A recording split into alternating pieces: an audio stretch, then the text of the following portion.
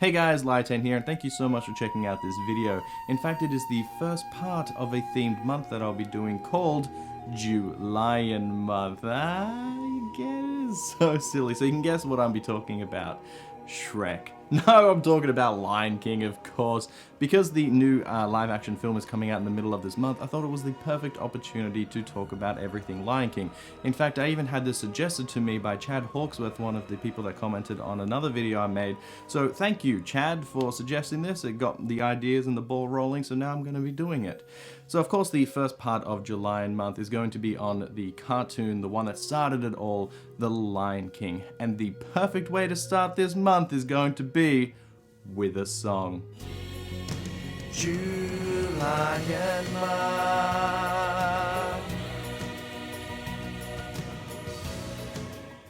The Lion King was released in 1994 and is part of the Great Disney Renaissance. The story is based around the idea of Hamlet, but with lions, and some say it's a rip-off of Kimba the White Lion, but besides that mention, I'm not going to really talk about that because I don't care about the politics surrounding it. So I'm just going to focus on the movie here before us. Starting with the Circle of Life and the birth of our hero, Simba, a proud Mufasa is trying to raise his new cub. It seems to be an idyllic life, except that Mufasa has a brother named Scar who covets the throne. Scar is not strong, but he is smart and wily and is trying to figure out a way to get rid of his competition. His first plan is to get Simba into a situation that will get him killed, like luring him to the elephant graveyard, which is full of hyenas. How can this soon-to-be king get out of these situations? Why do people believe what Scar says? He's obviously evil. Why does Mufasa allow his evil brother to be part of the pride? Why do I have bad memories of stampedes? I won't find the answers just lying around. The Lion King is the fifth movie in the Disney Renaissance, and as such, they knew exactly what to do. They had a formula. They knew the catchy songs that they would have to write,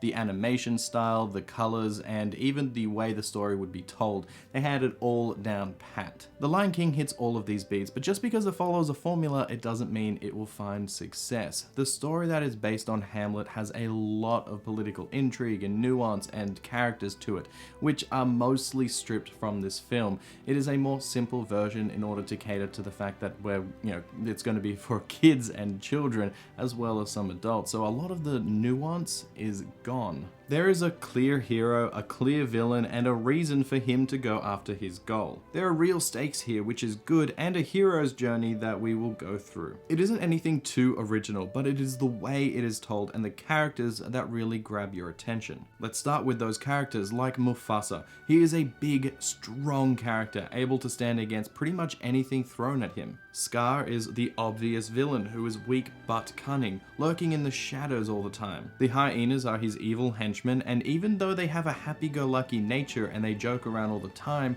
they are very threatening. While Timon and Pumbaa have a very similar nature, being happy-go-lucky and joking, they are good-hearted, offering a great contrast between the characters. Lastly, we have Simba, and he is a very complicated character because of the journey that he goes through. He starts off wanting to be brave and strong just like his father, and to be honest, he can be a little annoying, and then he goes to running from his problems and eventually to facing them. As the story is mostly about him, I like that you can follow along with everything he thinks and feels. This comes from the clever way that Disney uses animation, not just dialogue, to tell a story. Just by looking at Scar, you can tell that he is evil. He is a darker palette, he has a scar on his face, he is always lurking in the shadows and is drawn always lurking in shadows and in darker areas, which is a bad guy trait. Contrast that with Mufasa, and just by looking at him, he is big, strong, he is colorful, he is a lot lighter, and you can immediately tell that he is a good guy. In fact, all of the good guys have a light color palette, and all the bad guys have the darker palette. All of the characters are, of course, based on animals, and you can tell what they are just by looking at them. Simba is obviously a lion,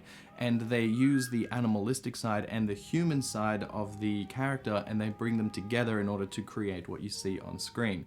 So one part that I really like is when Simba is trying to wake up Mufasa and he's playing around in the morning and he's biting his ear and stuff, which is what lions do. And then when they're leaving, going outside, he rubs up against Sarabi's leg exactly like a cat does. These animal instincts and the human side of things with the voices and the expressions really fuse together very well, and the animation here is done very, very well. Honestly, the animation is just gorgeous. The use of color to give different emotions and situations and the fluid nature of all the characters is stunning even today. To see the frantic nature of the cubs running through the elephant graveyard and the use of blacks, dark purples and greys makes it feel like a menacing place without having to exactly say that. The way the bad guys emerge from the shadows and how they use smoke, steam and light to make them both funny or menacing depending on the scene shows the care that went into the movie. They also use a mixture of CGI and hand-drawn animation at parts like with the stampede scene, which helps heighten the animation. The characters' emotions are very clear, such as when Simba is being depressed after the elephant graveyard scene. We then follow him being forgiven and then eventually being humbled, all within a few minutes, and the fusion of the human facial expressions and the animal behavior really solidifies what you're seeing on the screen. You get invested in these characters as you see their strength, you see their weakness, you see their emotion.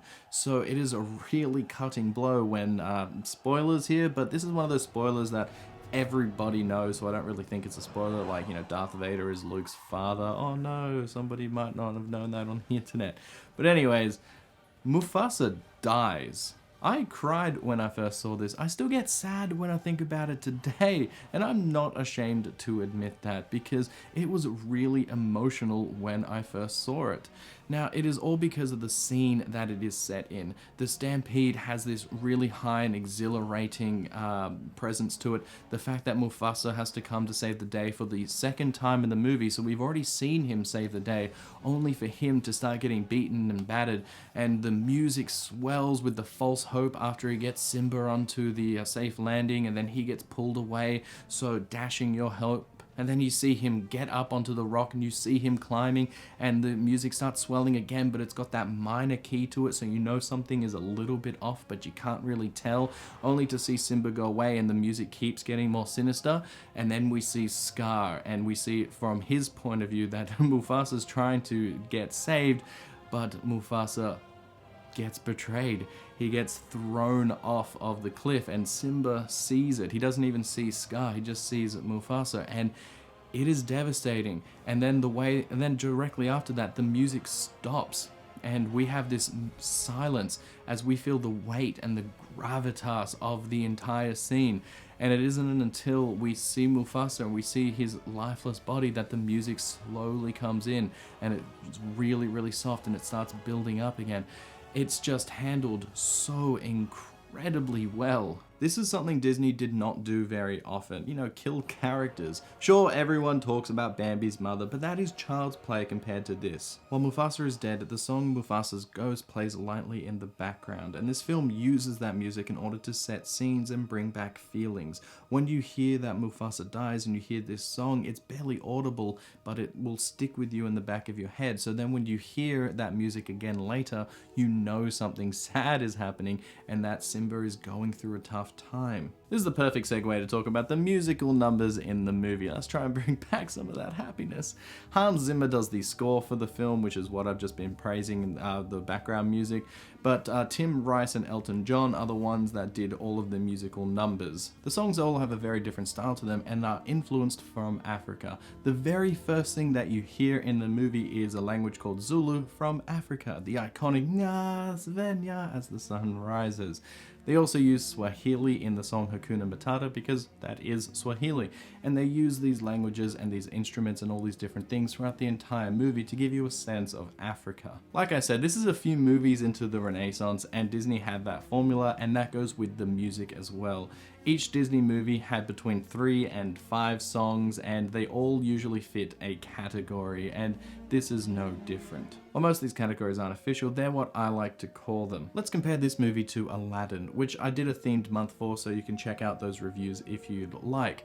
But these movies have a very similar song structure, so let's show you. We have the opening song, which has to set the mood. In Aladdin, it is Arabian Nights, and Lion King has Circle of Life. We have the I Want song, where the hero sings about what they want, like One Jump, or Just Can't Wait to Be King. Next we have the villain song. Now Aladdin doesn't really have one, though Jafar does do a reprise of a song towards the end of the film. It's not like completely a villain song like Be Prepared is in Lion King. Next we have the fun song, which is Prince Ali and Friend Like Me in Aladdin, or Hakuna Matata in The Lion King. Lastly, we have a love song, which is A Whole New World or Can You Feel the Love Tonight.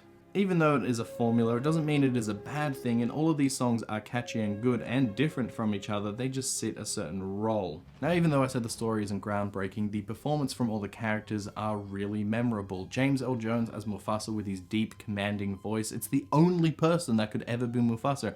In fact, in the live action, he's still reprising his role as Mufasa. You can't replace him. Then you have someone like Scar, who is played by Jeremy Irons, and he brings a Shakespearean element to the role, which is really odd and really strange and really sets him far apart from every other character in the movie. It just shows that he thinks that he is like this high and mighty, he speaks with like big words and everything like that. He thinks he's better than other people, and that comes across in the delivery and in the way that Jeremy Irons plays the character. We have a young Jonathan Taylor Thomas, or JTT as he was known back then, plays young Simba. He does a pretty good job. He's a little annoying at the start, but I think that's mostly the character's fault and not his voice acting.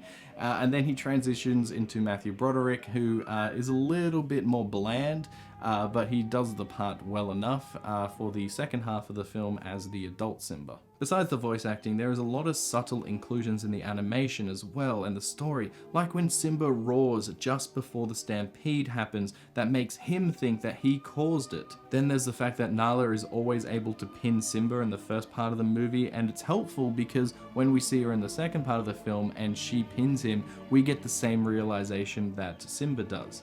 But the reason why I think this film has had such an impact on people is the grown-up nature of the story and how it is handled. This movie has death, it has betrayal, and it has characters coping with it. Simba runs away from his problems and he has depression, and the movie takes its time to show you and let you breathe and let you sink into it. Unlike that other famous death movie, Bambi, where the death happens and it cuts to a happy springtime, and Bambi barely goes through any growth, and it's just not really enough. The emotional core of this film is Simba and all of the feelings that he is going through.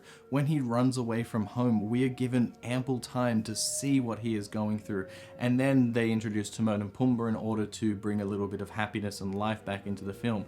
But even then, they don't just go straight into happy, they have to work for it. Simba is still in a dark place, so they have to try and bring him into it, bring him out of it, and get him to be a little bit happy again with bad jokes and some singing. And then they teach him a philosophy which is good but also not the best, which is just no worries, forget about your past, just move on.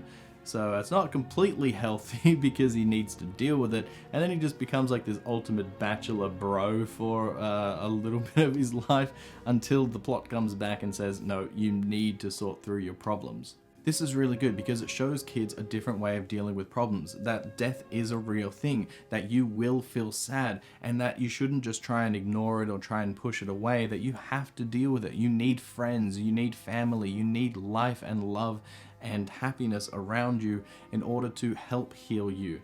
It's not something that you should just run away from, it's something that you should learn from. There are a few strange things that happen in the film though, which are mostly nitpicky. For one, why didn't Scar just kill Simba after the stampede himself? It would have been very easy. I have some reasons, like maybe he was afraid someone might see him do it, like Zazu is around, but I don't know. Maybe he didn't want to try, just in case he failed, and then he can't be killed because he can't be blamed for actually trying to kill Simba. It was the hyenas, not me.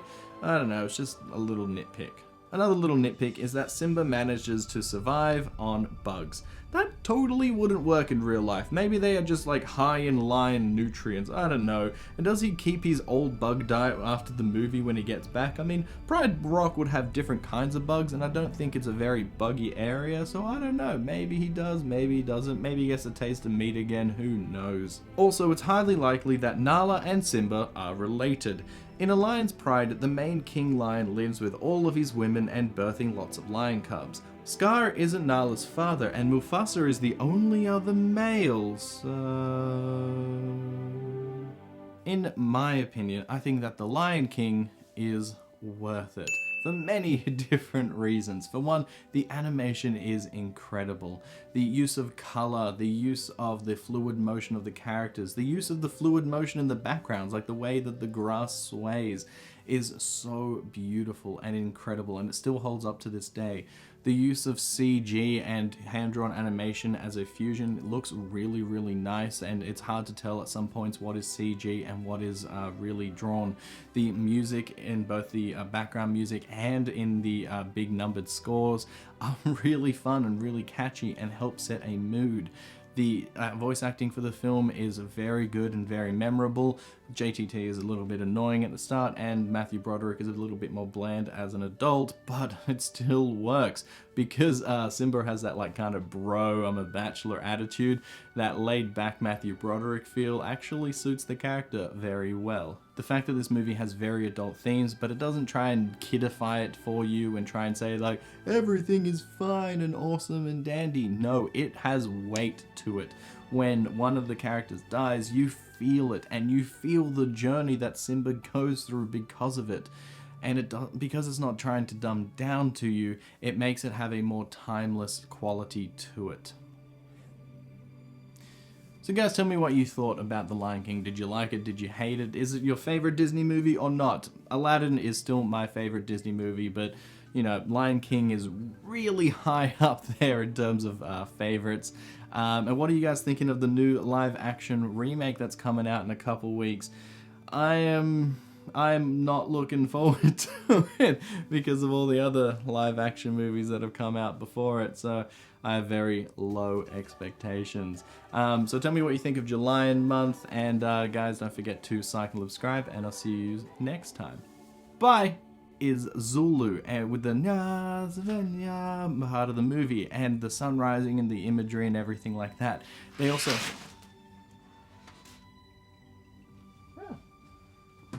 For one, why didn't Scar just kill Simba after the stampede?